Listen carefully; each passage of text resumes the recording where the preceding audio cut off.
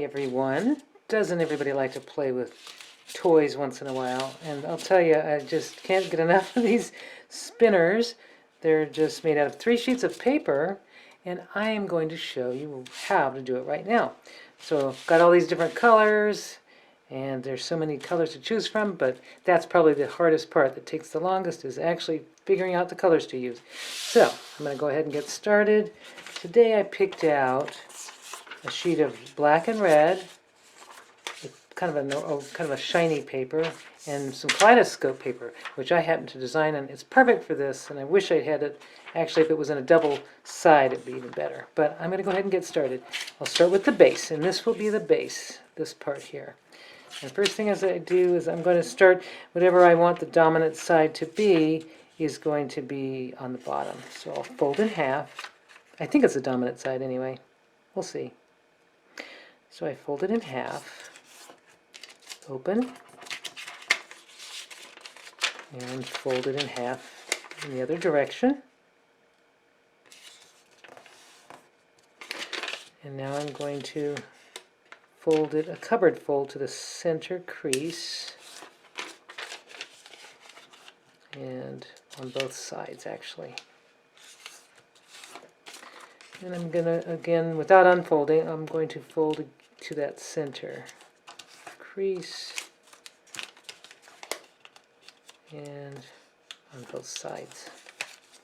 So what I've created here is kind of a square shape, and now I'm going to open up one side. I'm just going to, this is actually the windmill base. I'm going to just kind of find that edge, and I'm going to push my finger up through on both sides. I just want to make sure that's lined up really perfectly with that center. And I'm just going to go ahead and push it through all the way as far as it will. I can crease it on the inside. And then I'm just going to lay it down, kind of collapse that, and then crease again. Sometimes there's a little pocket that doesn't want to crease for whatever reason. But anyway, it looks fine. Same thing, I'll do it on the other side.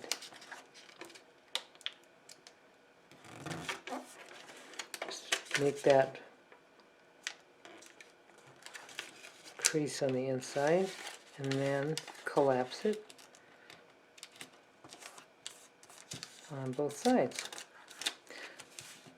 So then the next step is to just take these corners, all of them actually. If you just take them and move them, this will give you a pre-crease that will make the next step much easier. So what I'm going to do is it will kind of look like a table right now, and I'm just going to put my finger inside. You can see there's already, these creases are already made. You can see there. Of course I have to kind of, and then just flatten. Now see if there's a little spot that's sort of happening in there. I'm just going to flatten that out with my folder. So just flatten it to a little square on top of the big square, and you want to do that on all 4 sides. Flatten this part on all 4 sides.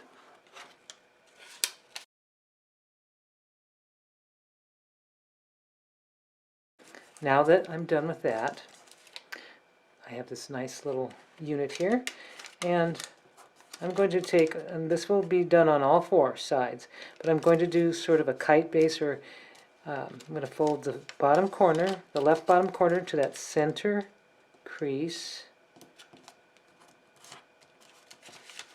and I'll fold the right corner or bottom edge to the center to create that kite shape. Okay, I'm going to do that on all 4 sides.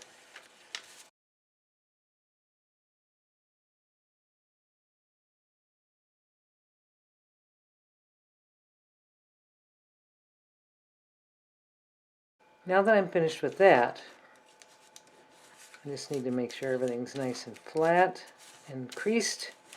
And a nice little trick on this is I need to make a crease right at the top where this edge is. And I'm just going to take this folder and kind of pre-crease it, score it a little bit, and that will make the next step a lot easier. So go ahead and score around all 4 sides, and you'll see why it's important. So I'm going to open up the top layer, and this little folder really helps because I have big fingers, but I'm just going to lift the top part only, and I'm going to fold it back on that crease that I just made. You can see it just opens up, and I'm just going to lay it flat, and I'm not going to make new creases. I'm just going to use the existing creases that I have. May have to reverse one. It's easier to see it on the side, but if I reverse those creases, I'm able to flatten that to the point all the way out, so you can see that's how you want it to look. And you want to repeat this on all the other sides.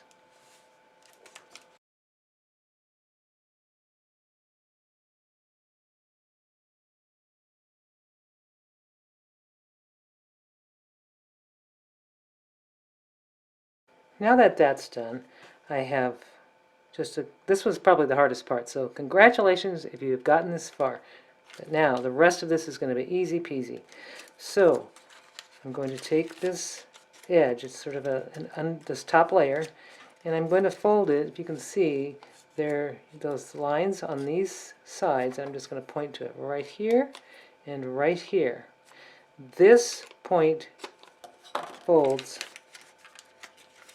right up to those edges. That's your guide. You don't want to go any farther than those. And you just want to do this on all 4 sides. You take that top layer, and it's a little bit thick, but fold it and just have it meet to these little fold lines, and do it on all sides.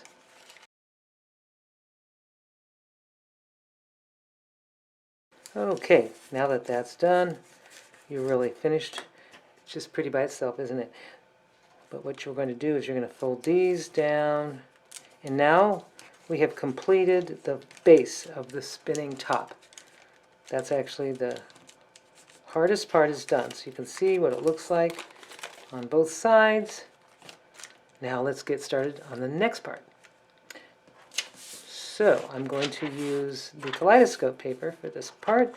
And I'm going to start with the pattern side down, and I'm going to fold it in half in both directions.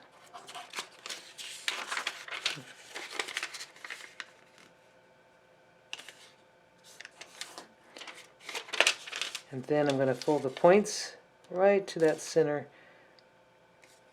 cross, right to that little X right in the middle. Just fold them on all 4 sides.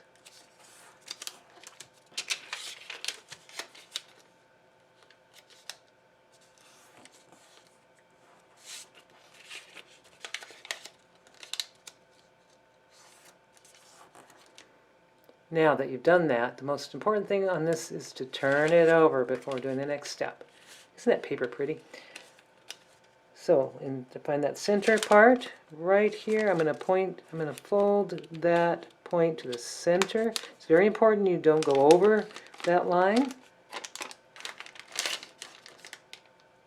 Just crease it well and fold all 4 points to that center.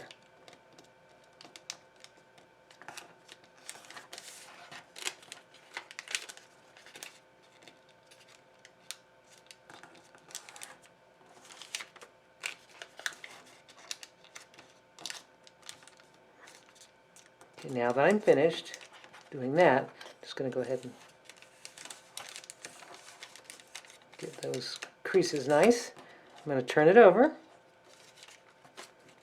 Now I have this. I'm going to fold again to the center. One more time.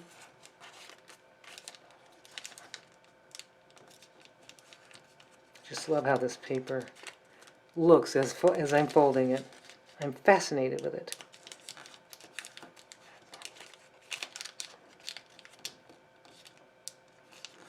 Okay, turn it over, and the last step on this is to fold the top parts, just the top, all the way to the back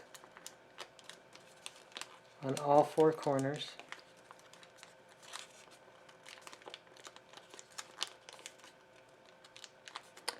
Okay, that's the middle part. It's finished. I'm going to set that aside, and I'm going to do the last part. This one's the easiest. So I'm just going to fold it in half, just like I did this part, in both directions. And I won't have to flip it over. I'm going to do the same thing I did on this piece here, but I'm not going to flip it over at all. I'm just going to fold to the center, all four corners.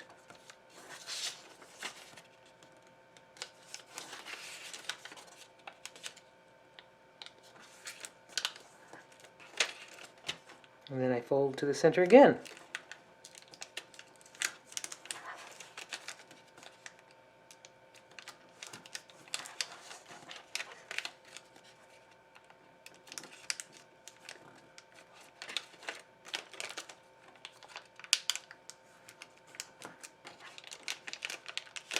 One more time, I'm folding it to the center again.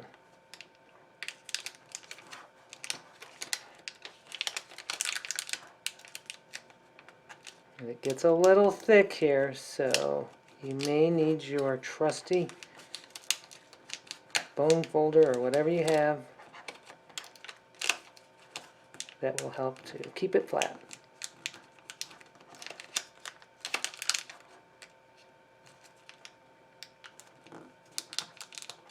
Okay, all done. So I'm just going to fold this.